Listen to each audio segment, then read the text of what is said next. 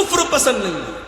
کفر کا مطلب انکار، جو اللہ کو نہ مانے، جو رسول کو نہ مانے، جو اللہ کی کتابوں کو نہ مانے، جو اللہ کے نبیوں کو نہ مانے، جو اللہ کے فرشتوں کو نہ مانے، جو تقدیر کو نہ مانے، جو قیامت کے دن کو نہ مانے، جتنی چیزوں پر ایمان لانا ہے ان میں سے کسی چیز کو نہ ماننے والا، اس کے اندر ڈاؤٹ کرنے والا، ان کے اندر شک کرنے والا، وہ کافر ہو جاتا ہے، اور کافر کو اللہ تعالیٰ پسند نہیں کرتا۔ اللہ کو مومنوں سے محبت ہے، اللہ کو ایمان والوں سے محبت ہے، اللہ کافروں کو پسند نہیں کرتا۔ اللہ کو کفر سے اتنی نفرت ہے، اگر کوئی انسان کفر کی حالت میں مر جائے، اللہ فرماتا ہے وَلَلَّذِينَ يَمُوتُونَ وَهُمْ كُفَّارٌ، جو کفر کی حالت میں مر جائے اور مرنے کے ٹائم وہ توبہ کر لے، اس کی توبہ کا اللہ کیا کوئی مطلب نہیں ہے۔ جو کفر کی حالت میں مر گیا وہ ہمیشہ جہنم میں رہے گا۔ اللہ کا شکر ادا کیجئے میرے بھائی، ہم اور آپ ایمان والے، ہم اور آپ مسلمان ہیں۔ اگر ہم اور آپ مسلمان نہ ہوتے، ایمان والے نہ ہوتے، شاید ہم بھی کسی پتھر کے بت کے آگے آج سجدہ کر رہے ہوتے، شراب پی کر کے ناچ رہے ہوتے۔ یہ الگ بات ہے، بہار میں نتیش کمار صاحب نے شراب بندی کر رکھی ہے، لیکن اندر سے ٹیبل کے نیچے سے بڑی شراب پی جا رہی ہے بہار کے اندر۔ ابھی جھارکھنڈ سے میں آ رہا تھا، آج شام کو بھاگلپور سے وہاں میں نے جمعہ پڑھایا لال مٹیا میں، وہاں سے میں اسکارپیو سے آ رہا تھا۔ جیسے ہی بہار میں داخل ہوئی گاڑی، پولیس والے لیڈیز اور جینٹس گاڑی کو آ کے چیک کرنے لگے۔ میرے ساتھ بچے تھے، فیملی تھی، انہوں نے ٹارچ سے دیکھا ویکھا، چیک کیا، چلے گئے۔ میں نے ڈرائیور صاحب سے پوچھا یہ اتنی گاڑی چیک کیوں ہو رہی تھی؟ بولے شراب کا معاملہ ہوتا نا، شراب بندی، اس لیے وہ شراب چیک کر رہے تھے۔ پابندی ہے بہار کے اندر، مگر ہم سب جانتے ہیں کہ شراب پی جا رہی ہے، اور افسوس کی بات یہ ہے کہ بڑی تعداد میں مسلمان شراب پیتا ہے۔ کتنے مسلمان ہیں جو بغیر شراب پی اپنے گھر میں داخل نہیں ہوتے؟ نتیش کمار کے ڈر سے کتنے لوگوں نے شراب پینا بند کر دیا۔ میرے پیارے ساتھیوں، اللہ کے ڈر سے مسلمان شراب پینا بند نہ کر پایا۔ کتنے افسوس کی بات ہے، سرکار کا ڈنڈا پڑا تو شراب بند ہو گئی، لیکن اللہ تعالیٰ کے عذاب کا ڈر ہمیں شراب نہ چھڑا سکا۔ 1400 سال پہلے کے حالات دیکھو، جب اللہ تعالیٰ نے قرآن کی آیت نازل کی کہ اے ایمان والو، انما الخمر والمیسر والانصاب والازلام رجس من عمل الشیطان، اے ایمان والو، یہ شراب کا پینا، یہ جوا کا کھیلنا، یہ پاسے کے تیر کے ذریعے قسمت کا حال معلوم کرنا، یہ غیر اللہ کے آستانے پر جانوروں کو ذبح کرنا، یہ سب گندے کام ہیں، شیطان کے کام ہیں۔ فَاجْتَنِبُوا، ان سے بچو۔ جب قرآن کی آیت نازل ہوتی ہے، جب سورہ مائدہ کی آیت نازل ہوتی ہے، صحابہ کرام جو ایک زمانے سے شراب پیتے چلے آئے تھے، جب اللہ نے قرآن میں یہ آیت نازل کر دی کہ شراب گندی چیز ہے، شیطان کا کام ہے، شراب سے بچو تب تبھی تم کامیاب ہو سکتے ہو، صحابہ نے اپنی اپنی شراب کو نکال کے گلیوں میں پھینک دیا، شراب کے برتنوں کو توڑ دیا۔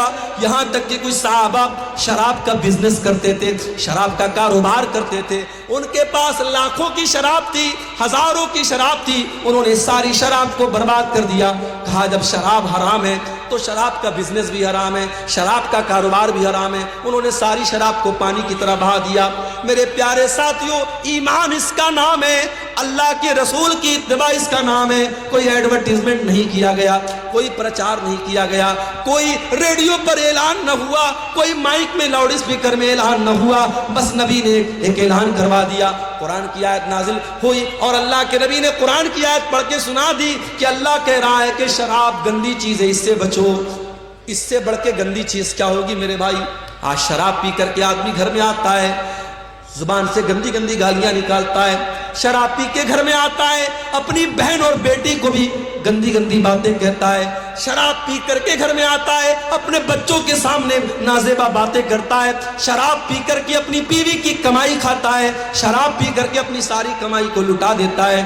اسی لیے حضرت عثمان غنی کہا کرتے تھے ان الخمر ام الخبائث، یہ شراب تو تمام برائیوں کی جڑ ہے۔ جو شراب پی لیتا ہے وہ زنا بھی کر سکتا ہے، جو شراب پی لیتا ہے وہ قتل بھی کر سکتا ہے، جو شراب پی لے گا وہ دنیا کا کوئی بھی گندا کام کر لے گا۔ تو آپ دیکھیں اللہ تعالیٰ کو کافر پسند نہیں۔ آج کافر سے زیادہ مسلمان شراب پی رہا ہے۔ ہم بہار گورنمنٹ کی بات کیا کریں، 1400 سال پہلے ہمارے نبی نے شراب بندی کر دی تھی، مگر آج مسلمانوں کا ایک بڑا طبقہ شراب پی رہا ہے۔ میرے پیارے ساتھیوں، اگر آپ میں سے کوئی بھائی اس گندگی میں مبتلا ہے، اگر شراب کے نشے میں مبتلا ہے، اللہ کے واسطے توبہ کر لو۔ نہیں پتا موت کب آ جائے، کیا پتا شراب کے نشے میں انسان دھت ہے اور اسی حالت میں دل کی دھڑکن بند ہو جائے، ہارٹ اٹیک ہو جائے اور اسی حالت میں انسان کا انتقال ہو جائے۔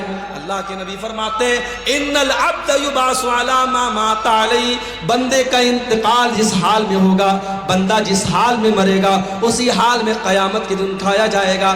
اے شراب پینے والے، اگر تیرا انتقال اسی حالت میں ہو گیا، کل قیامت کے دن اللہ کی بارگاہ میں تو شراب کے نشے میں اٹھے گا، تو اللہ کو کیا منہ دکھائے گا، تو اللہ کو کیا جواب دے گا؟ اس گندی چیز سے تو جلدی سے توبہ کر لے، اپنے پریوار کو، اپنے آپ کو اس سے تو نجات دے دے۔ میرا رب قرآن میں کہتا ہے وَلَا تُلْقُوا بِأَيْدِيكُمْ إِلَى التَّهْلُكَةِ، اپنے آپ کو ہلاکت میں نہ ڈالو۔ جو شراب آپ کو ہلاکت میں ڈال رہی ہے، جو برباد کر رہی ہے، اس شراب سے اپنے دامن کو بچا لو میرے بھائی۔ تو اللہ کو کافر پسند نہیں،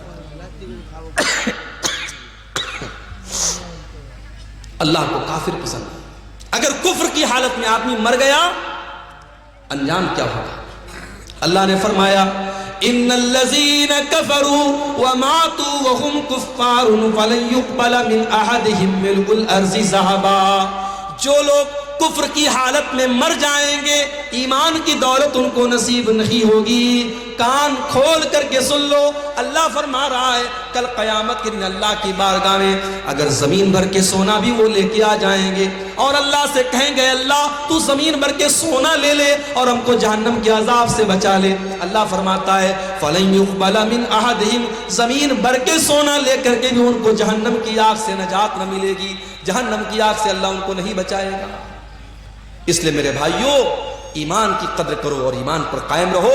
اللہ کو کافر پسند نہیں ہے، اللہ کو کفر پسند ہے۔ اور آگے بڑھو، اللہ کو ایک اور چیز بہت زیادہ ناپسند ہے۔ کیا ہے وہ چیز؟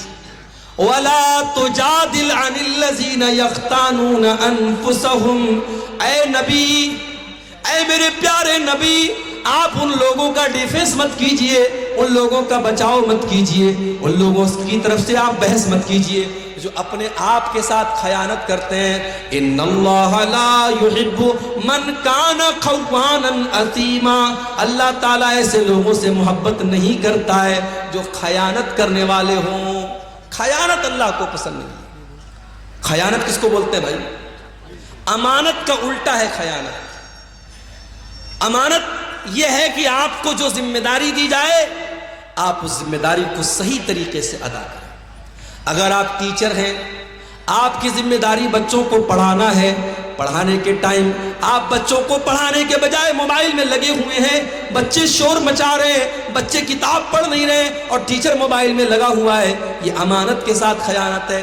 پولیس کا کام کرائم کو روکنا ہے، پولیس والا بجائے کرائم کو روکنے کے اگر کرمنل لوگوں سے رشوت لینا شروع کر دے، اگر وہ گنڈوں اور بدماشوں سے ٹیکس لینے لگے، ان سے پیسہ لے کر کے ان کو چھوڑنے لگے، یہ پولیس کے عہدے کے ساتھ خیانت ہے۔ ان اللہ لا يحب من کان خوانا عظیما، اللہ کو خیانت کرنے والے لوگ پسند نہیں ہیں۔ اس لیے امانت میں خیانت سے بچو میرے بھائی۔ جو بھی امانت اور جو بھی ذمہ داری آپ کے کندھے پر ڈالی گئی ہے اس ذمہ داری کو صحیح طریقے سے رکھو۔ ہمارے کچھ بھائیوں نے ہم کو بتایا اسی بہار کی سرزمین پر، اسی جھارکھنڈ کی سرزمین پر یہ کام بھی ہو رہا ہے۔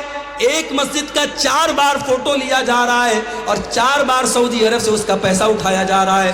ایک بار ٹیوب ویل لگایا جا رہا ہے، ایک بار اس کو پنک کلر سے پینٹ کیا جا رہا ہے، پھر گرین کلر سے پینٹ کیا جا رہا ہے، پھر لال کلر سے پینٹ کیا جا رہا ہے۔ ٹیوب ویل تو ایک بار لگا لیکن اس کا پیسہ 5 بار اٹھایا جا رہا ہے۔ یہ 420 یہ اللہ کے دین کے نام پہ ہو رہی ہے، صدقہ خیرات کے نام پہ ہو رہی ہے، زکوٰۃ کے نام پر ہو رہی ہے۔ میرے پیارے ساتھیوں، اس بے ایمانی کا حساب قیامت کے دن دینا پڑے گا، ان علماء کو بھی دینا پڑے گا، ان مشروعات کا کام کرنے والوں کو بھی دینا پڑے گا جو آج امت کے پیسے کے ساتھ اتنی بڑی خیانت کر رہے ہیں۔ آج کتنی مسجدیں جو باہر سے فنڈ آیا 30 لاکھ کا، لیکن اس میں دیا گیا صرف 10 لاکھ روپئے اور میٹیریل کو بالکل ہلکا کر دیا گیا۔ پتہ یہ چلا 5 سال کے بعد مسجد کی چھت بیٹھ گئی، 5 سال کے بعد مسجد کی زمین بیٹھ گئی، 5 سال کے بعد مسجد کی دیوار گر گئی، پیسہ آیا 30 لاکھ، لگایا گیا 10 لاکھ اور 20 لاکھ کو بیچ میں سے غائب کر دیا گیا۔ میرے پیارے ساتھیوں، کیا یہ خیانت نہیں ہے؟ ان اللہ لا يحب من کان خوانا اثیما، اللہ تعالیٰ خیانت کرنے والوں کو پسند نہیں کرتا۔